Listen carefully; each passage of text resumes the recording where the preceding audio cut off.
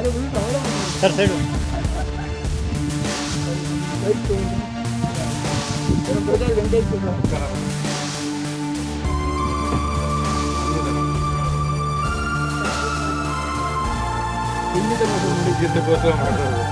ಸುತ್ತಮುತ್ತ ಹಳ್ಳಿ ಮಕ್ಕಳಿಗೆಲ್ಲ ಪಾಠ ಹೇಳ್ಕೊಡ್ತಾರೆ. ಒಂದು 35 ಜನ ಬರ್ತಾರೆ. ಫ್ರೀಯಾಗಿ ಮಾಡ್ತಾರೆ. ನಮಗೊಂದು ವ್ಯಾನ್ ಕಳಿಸ್ಬಿಟ್ಟು ಒಂದು ಪಿಕಪ್ ಮಾಡಿ ಕರ್ಕೊಂಡ್ಬಂದು ಡ್ರಾಪ್ ಮಾಡ್ತಾರೆ.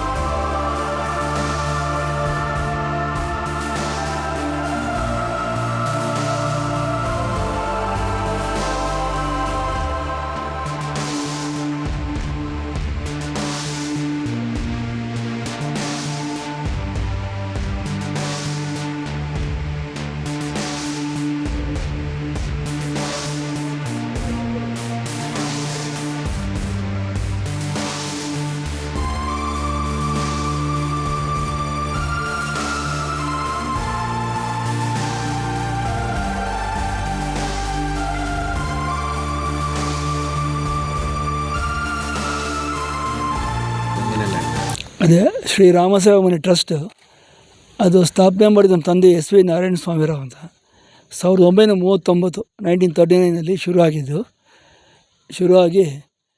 ಅವರು 2000ದಲ್ಲಿ ತೀರ್ಕೊಂಡ್ರು. ಓಕೆ, 2000 ತೀರ್ಕೊಂಡ್ಮೇಲೆ ಅವ್ರ ಹೆಸರಲ್ಲಿ ನಾವು S V N memorial award ಅಂತ ಎಲ್ಲ ಮಾಡಿದ್ದೀವಿ. ಅದು 25 ವರ್ಷ ಈಗ.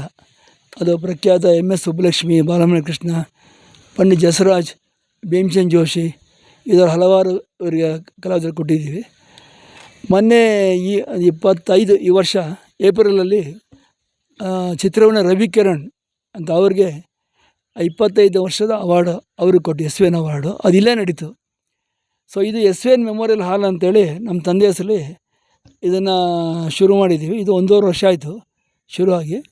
ಇದುವರೆಗೂ ಇಲ್ಲಿ 81 ಕಾರ್ಯಕ್ರಮ ಮಾಡಿದ್ದೀವಿ, ಇಲ್ಲಿ ಹಮ್ಮಿಕೊಂಡಿದ್ದೀವಿ. ಸೊ ಪ್ರತಿ ಕಾರ್ಯಕ್ರಮಕ್ಕೂ ಸ್ವಲ್ಪ ದೂರ 35 ಕಿಲೋಮೀಟ್ರ್ ಇದೆ. ಅದು ಜನ ಆಸಕ್ತರೆಲ್ಲ ಬರ್ತಾಯಿದ್ದಾರೆ. ಪ್ರತಿ ಕಾರ್ಯಕ್ರಮ 100 ಜನ ಸೇರ್ತಾರೆ, 100-120 ಜನ ತನಕ ಇಲ್ಲಿ ಸೇರ್ತಾರೆ. ಆಮೇಲೆ ಇಲ್ಲಿ ಇದೇ ಥರ ನಡ್ಸ್ಕೊಂಬರ್ತಾಯಿದ್ದೀವಿ. ಸೊ ತಮ್ಮ ಮೀಡಿಯಾಯಿಂದ ಎಲ್ಲ ಜನಕ್ಕೆಲ್ಲ ಹರಡಿ ಇಲ್ಲಿ ಆಸಕ್ತರೆಲ್ಲ ಬಂದು ಇಲ್ಲಿ ಭಾಗಿಯಾಗಬೇಕು ಅಂತ ನಮ್ಮ ಉದ್ದೇಶ.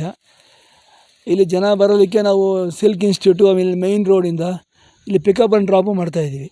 ಅದು ಅವಕಾಶ ಮಾಡಿಕೊಟ್ಟು ಇಲ್ಲಿ ದೊಡ್ಡ ದೊಡ್ಡ ಕಾರ್ಯಕ್ರಮ ನಡೆದಿದೆ ಇಲ್ಲಿ. ಸೊ ಇವತ್ತು ನಾವು S V N memorial Navaratri festival ಅಂತೇಳಿ ಇದು 2ನೇ ವರ್ಷ ಇಲ್ಲಿ ಮಾಡ್ತಿರೋದು. ಇವತ್ತು ನಮ್ಮ ವೀಣಾ ವಿದುಷಿ ಆದ ರೇವತಿ ಕಾಮತ್ ಅವರಿಂದ ವೀಣಾವಾದನ ಇದೆ. ಈಗ ಇನ್ನೊಂದು ಕೆಲವೇ ನಿಮಿಷದಲ್ಲಿ 5 ಗಂಟೆಗೆ ಶುರು ಆಗುತ್ತೆ. ಸೊ ಅವರು ಮುಖ್ಯ ಅತಿಥಿಗಳಾಗಿ ಯಾರಾದರೂ ಬರ್ತಿದ್ದಾರೆ? ಮುಖ್ಯ ಅತಿಥಿಗಳು ಹಳ್ಳಿ ಚೇರ್ಮನ್ ಸಂಪತ್ ರಾಜು ಅನ್ನೋರು ಬರ್ತಾರೆ. ಸೊ ಅವರು ರೆಗ್ಯುಲರ್ ಆಗಿ ನಮ್ಮ ಹಳ್ಳಿಗೆ ನಮ್ಮ ಲೈಟ್ ಎಲ್ಲ ಅವರೇ ಹಾಕ್ಸ್ಕೊಟ್ಟಿದ್ದಾರೆ ಕೆಳಗಡೆ. ಸೊ ಹಾಗಾಗಿ ಈ ಒಂದು ಸಂಸ್ಥೆ ನೆಟ್ಟಿಗೆ ಅನ್ನೋ ಊರ ಹೆಸರಿದು. ಸೋಮನಹಳ್ಳಿ ಹತ್ತಿರ ಒಂದು 3 ಕಿಲೋಮೀಟ್ರ್ ದೂರದಲ್ಲಿದೆ. ಸೊ ಬೆಂಗಳೂರಿಗೆ ಲೆಕ್ಕಕ್ಕೆ ತೊಗೊಂಡ್ರೆ ತುಂಬ ಏನು ದೂರ ಲೆಕ್ಕ, ಇವಾಗ ಎಲ್ಲರೂ ಎಲ್ಲೆಲ್ಲೋ ದೂರ ಎಲ್ಲ ಹೋಗಿ ಬಂದು ಮಾಡ್ತಾರೆ. ಸೊ ಇಲ್ಲಿ ಒಂದು ಮುಖ್ಯವಾಗಿ ಹೇಳಬೇಕು ಅಂದರೆ S V Narayana Swamirao school of music ಅಂದ್ಬಿಟ್ಟು ಒಂದು ಹಳ್ಳಿ ಮಕ್ಕಳಿಗೋಸ್ಕರ ಫ್ರೀಯಾಗಿ ಸಂಗೀತ, ಡ್ಯಾನ್ಸು, ಯೋಗ, ಧ್ಯಾನ ಇದನ್ನು ಸ್ಥಾಪನೆ ಮಾಡಿದ್ದೀವಿ. ಒಂದು ಶುರುವಿನಲ್ಲಿ ಅದನ್ನು ಹೇಳಬೇಕು ಅಂದರೆ ಶುರುವಿನಲ್ಲಿ 15 ಜನ ಮಕ್ಕಳು ಬಂದರು. ನಾವು 15 ಜನ ತುಂಬ ಖುಷಿ ಆಗ್ಬಿಟ್ವಿ. ಆಮೇಲೆ ಅದು ನಡ್ಕೊಂಡು ಬರ್ತಾಯಿದ್ರು ಅವರು 3 ಕಿಲೋಮೀಟ್ರು. ನಮಗೆ ಅದು ತುಂಬ ಒಂಥರ ಬೇಜಾರಾಗ್ಬಿಟ್ಟು ಅವ್ರಿಗೊಂದು ವ್ಯಾನ್ ಫೆಸಿಲಿಟೀಸ್ ಕೊಟ್ಟು ಮಾರನೇ ದಿವಸನೇ 1 ವಾರದಲ್ಲೇ 40 ಜನ ಬರೋಕ್ಕೆ ಸ್ಟಾರ್ಟ್ ಮಾಡಿಬಿಟ್ರು. ಅದು ನಮ್ಗೆ ಇನ್ನೂ ಸಂತೋಷ ಆಯಿತು. ಸೊ ಇದು ಒಂದು ಚೆನ್ನಾಗಿ ನಡೀತಾ ಇದೆ. ಆನ್ ಗಾಡ್ ಗ್ರೇಸ್ ಎಲ್ಲನೂ ಮಕ್ಕಳುಗಳು ಚೆನ್ನಾಗಿ ಬರ್ತಾರೆ. ಆಮೇಲೆ ಪಾಠ ಹೇಳ್ಕೊಡೋಕ್ಕೆ ಮೇಡಮು ಅಷ್ಟೇ, ಡ್ಯಾನ್ಸ್ಗೂ ಆಮೇಲೆ ಮ್ಯೂಸಿಕ್ಕು ಎರಡಕ್ಕೂ ದೂರದಿಂದ ಬರ್ತಾರೆ. ಅವ್ರನ್ನೂ ಮೇಡಮ್ನು ಡಾಕ್ಟ್ರ್ ಪಿಕಪ್ ಮಾಡ್ತೀವಿ ನಾವು ಮತ್ತು ಡ್ರಾಪ್ ಮಾಡ್ತೀವಿ. ಸೊ ಚೆನ್ನಾಗಿ ಇದಕ್ಕೆ ಮೊನ್ನೆ ಹೆಸರಿಟ್ಟಿರೋದು ಎಸ್ ವಿ ಎನ್ ಸಂಗೀತ ಗ್ರಾಮ ಅಂತ ಹೆಸರಿಟ್ಟಿದ್ವಿ. ಸೊ ಯಾಕೆಂದರೆ ಎಸ್ ವಿ ನಾರಾಯಣ ಸ್ವಾಮಿ ಅವ್ರಿಗೆ ಒಂದು ದೊಡ್ಡ ಸಂಸ್ಥೆ ಮಾಡಬೇಕು, ಒಂದು ದೊಡ್ಡ ಬಿಲ್ಡಿಂಗ್ ಕಟ್ ಮಾಡಿಬಿಟ್ಟು ಒಂದು ಅದರಲ್ಲಿ ಪರ್ಮನೆಂಟಾಗಿ ಇರಬೇಕು ಅಂತ ಅಂದ್ಬಿಟ್ಟು ಒಂದು ಆಸೆ ಇತ್ತು. ಅದನ್ನು ಅದೇನೋ ಈ ಒಂದೂವರೆ ವರ್ಷದಿಂದ ನೆರವೇರಿದೆ. ಅದು ಈಗಿನ ಇದರಲ್ಲಿ ಇದನ್ನು ನಡ್ಸ್ಕೊಂಡು ಹೋಗೋದೇ ನಮಗೆ ಒಂದು ಮುಖ್ಯವಾದ ಚಾಲೆಂಜಿಂಗ್ ಆಗಿದೆ. ಹಿಂಗೆ ಅವ್ರು ಮಾಡಿ ಕರೆಕ್ಟಾಗಿ ನಡ್ಸ್ಕೊಂಡು ಹೋಗ್ತೀವಿ ನಾವು. ಮಕ್ಕಳು ರಾವ್ಗೋಡ್ಲು, ಬೋಳಾರ, ಆಮೇಲೆ ಕಗ್ಲಿಪುರ, ಆಮೇಲೆ ಸೋಮನಹಳ್ಳಿ, ಈ ಕಡೆಯಿಂದ ಎಲ್ಲರೂ ಮಕ್ಕಳುಗಳು ಒಂದು ಸೆಂಟ್ರ್ ಪ್ಲೇಸ್ ಮಾಡಿಬಿಟ್ಟಿದ್ದೀವಿ. ಸೆಂಟ್ರ್ ಪ್ಲೇಸ್ ಮಾಡಿಬಿಟ್ಟು ಆ ಸೆಂಟ್ರ್ ಪ್ಲೇಸಲ್ಲಿ ಮಕ್ಕಳು ಬರ್ತಾರೆ, ಅಲ್ಲಿಂದ ಪಿಕಪ್ ಮಾಡ್ತೀವಿ, ಅಲ್ಲಿಂದ ಮತ್ತೆ ಅವ್ರಿಗೆ ಡ್ರಾಪ್ ಮಾಡಿಬಿಡ್ತೀವಿ. ಸೊ ಹೀಗಾಗಿ ಈ ಥರ ಎಲ್ಲ ಮಾಡ್ಕೊಂಡು ಬರ್ತಾಯಿದ್ವಿ ಸರ್. ಎಷ್ಟು ವರ್ಷದಿಂದ ಈ ಥರದ ಕಾರ್ಯ? ಅದೇ ಇನ್ನೊಂದು ಮುಖ್ಯವಾದ ವಿಷಯ ಅಂದರೆ ನಾವಿದು ಸ್ಥಾಪಿಸಿದವರ ಎಸ್ ವಿ ನಾರಾಯಣ ಸ್ವಾಮಿಯವರ 100ನೇ ವರ್ಷ.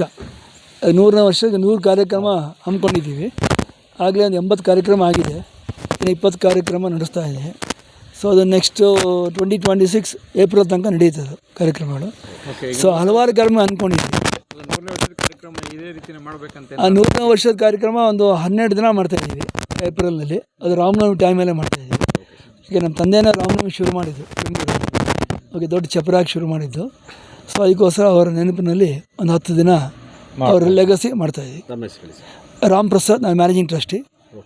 ನಾನು SN Venkatesh Prasad, honour secretary.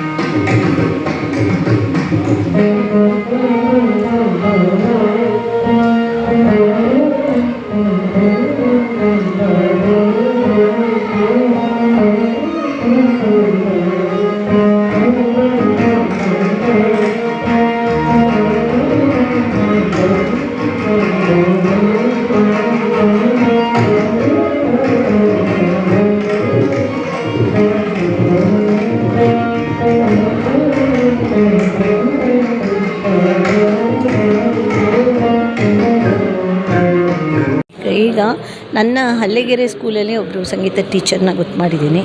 So ಅಲ್ಲಿ ಮಕ್ಕಳುಗಳು ಭಾಳ ಇಂಟ್ರೆಸ್ಟಿಂದ ಕಲಿತಾ ಇದ್ದಾರೆ. ಇಲ್ಲಿ ಇವರು ಶ್ರೀರಾಮ ಸೇವಾ ಮಂಡಳಿನವರು ಹಳ್ಳಿ ಮಕ್ಕಳುಗಳನ್ನು ಫೀಸ್ ತೊಗೊಳ್ದೆ ಹೇಳ್ಕೊಡ್ತಾ ಇದ್ದಾರೆ. ವ್ಯಾನ್ ಕಳಿಸ್ಬಿಟ್ಟು ಫೀಸ್ ತೊಗೊಳ್ದೆ ಹೇಳ್ಕೊಡ್ತಾ ಇದ್ದಾರೆ. ಅದು ತುಂಬಾ ಅದ್ಭುತವಾದ ಕೆಲಸ ಮಾಡ್ತಾ ಇದ್ದಾರೆ. ಸೊ ನಂಗೆ ಇವತ್ತು ಗೊತ್ತಾಗಿರೋದು, ನಾನು ಇವಾಗ ಸೊ ಇದನ್ನು ಎಲ್ಲ ಪ್ರಪಂಚಕ್ಕೆ ಕನೆಕ್ಟ್ ಮಾಡಿಸ್ಬೇಕು ಈ ಥರದವ್ರನ್ನೆಲ್ಲ. ಯಾಕೆಂದರೆ ಎಲ್ಲದಕ್ಕೂ ಫೈನಾನ್ಷಿಯಲ್ ಒಂದು ರಿಸ್ಟ್ರಿಕ್ಷನ್ ಇರುತ್ತೆ.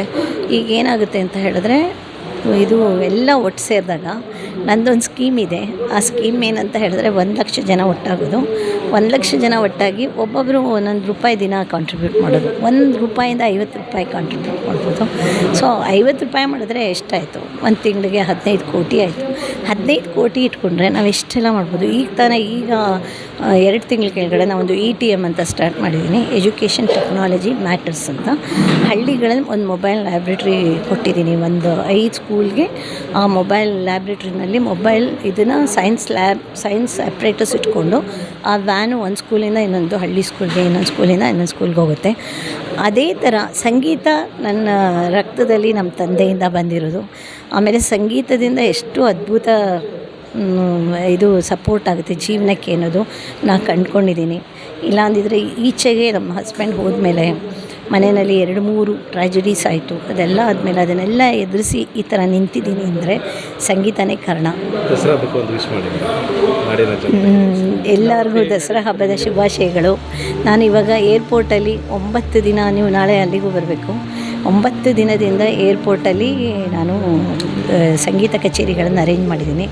ಒಟ್ಟು 46 ಜನ ಆರ್ಟಿಸ್ಟ್ಗೆ ಏರ್ಪೋರ್ಟ್ ಅಥಾರಿಟೀಸ್ ಮತ್ತು ಹಟ್ಟಿ ಕಾಫಿ ಮತ್ತು ನನ್ನದೊಂದು ಸಭಾ ಇದೆ, ಶ್ಯಾಮಲಕೃಷ್ಣ ಸಂಗೀತ ಸಭಾ ಅಂತ. ನನ್ನ ಉದ್ದೇಶ ಏನಂತ ಹೇಳಿದ್ರೆ, ಏರ್ಪೋರ್ಟಲ್ಲಿ ಥರದ ಜನಗಳು ಬರ್ತಾರೆ. ಆಗ ಎಲ್ಲರಿಗೂ ಒಂದು ನಮ್ಮ ಕರ್ನಾಟಕ ಸಂಗೀತ, ಶಾಸ್ತ್ರೀಯ ಸಂಗೀತ ಕಿವಿಗೆ ಮುಟ್ಲಿ. 9 ದಿನ ಅಟ್ಲೀಸ್ಟ್ ಎಂಟೈರ್ ಏರ್ಪೋರ್ಟಲ್ಲಿ ಒಂಥರ ಸಂಗೀತ ಮೊಳಗಿ ನಾವೆಲ್ಲ ನುಡಿಸೋದೆಲ್ಲ ದೇವಿ ಮೇಲೆ, ಕೃಷ್ಣನ ಮೇಲೆ, ರಾಮನ ಮೇಲೆ, ಗಣಪತಿ ಮೇಲೆ ಆ ಥರ ನುಡಿಸ್ತೀವಿ ಇದನ್ನು. ಸೊ ಎಲ್ಲ ಪಸರಿಸಲಿ ಅನ್ನೋದು ನನ್ನ ಉದ್ದೇಶ. ತುಂಬ ಸಕ್ಸಸ್ಫುಲ್ ಆಯಿತು. ಏರ್ಪೋರ್ಟ್ ಟರ್ಮಿನಲ್ 1 ಅರೈವಲ್ ಮಾಡ್ತಾಯಿದ್ದೀವಿ. ಸೊ ಇದು ತುಂಬ ಜನ ಭಾಳ ಮೆಚ್ಚುಗೆ ವ್ಯಕ್ತಪಡಿಸ್ತಾ ಇದ್ದಾರೆ. ಅಲ್ಲಿ ನಾನು ಸ್ಪೆಷಲಿ ಏನು ಮಾಡಿದ್ದೀನಿ ಅಂದರೆ ಯಂಗ್ ಅಪ್ಕಮಿಂಗ್ ಆರ್ಟಿಸ್ಟ್ನ ತೊಗೊಂಡಿದ್ದೀನಿ. ಅಂದರೆ ಏನಾಗುತ್ತೆ ಅಂದರೆ ವೇದಿಕೆಗಳು ಸಿಗೋದು ಭಾಳ ಕಷ್ಟ. ಪುಟ್ಟ ಮಕ್ಳುಗಳು ಭಾಳ ಪ್ರತಿಭಾವಂತರು ಇದ್ದಾರೆ. ಅವ್ರುಗಳಿಗೆ ವೇದಿಕೆ ಸಿಗಲಿ ಅಂತ ಹೇಳಿ ನನ್ನ ಪ್ರಯತ್ನ ಇದು. ಸಂಜೆ ಅಂದರೆ 5 ಗಂಟೆಯಿಂದ 8 ಗಂಟೆ ತನಕ. ಸೊ ನಾಳೆ ಇದು ಕಂಪ್ಲೀಟ್ ಇದು ಲಾಸ್ಟ್ ಡೇ. ಸೊ ಅದಕ್ಕೆ ಗ್ರ್ಯಾಂಡ್ ಫಿನಾಲೆ ಅಂತ ಮಾಡಿದ್ದೀನಿ. ಸೊ ನೀವೆಲ್ಲ ಬನ್ನಿ, ಎಲ್ಲರಿಗೂ ಸ್ಪ್ರೆಡ್ ಮಾಡಿ. 9 ದಿನ ಏನೇನು ನಡೀತು ಅಂತೆಲ್ಲ ಮಾಡಿ. ಅದರಿಂದ ಇಂಪ್ಯಾಕ್ಟ್ ಏನಾಯಿತು, ಎಷ್ಟು ಜನಕ್ಕೆ ವೇದಿಕೆ ಸಿಕ್ತು, ಎಷ್ಟು ಜನಕ್ಕೆ ಅವೇರ್ನೆಸ್ ಬಂತು, ಎಷ್ಟು ಜನ ಖುಷಿಪಟ್ಟರು, ಎಲ್ಲದೂ ನೀವು ಒಂದು ಕವರ್ ಮಾಡಿ ಎಲ್ಲ ಜನತೆಗೆ ತಿಳಿಲಿ ಆಯಿತಾ. ಇವತ್ತಿಲ್ಲಿಗೆ ನೀವೆಲ್ಲ ಬಂದು ಇದನ್ನು ಕವರ್ ಮಾಡಿದ್ದಕ್ಕೆ ಧನ್ಯವಾದಗಳು. ನಾನು ವೀಣೆನೂ ರೆಕಾರ್ಡ್ ಮಾಡಿದ್ರಾ? ಮಾಡಿದ್ದೇವೆ. Thank you so much.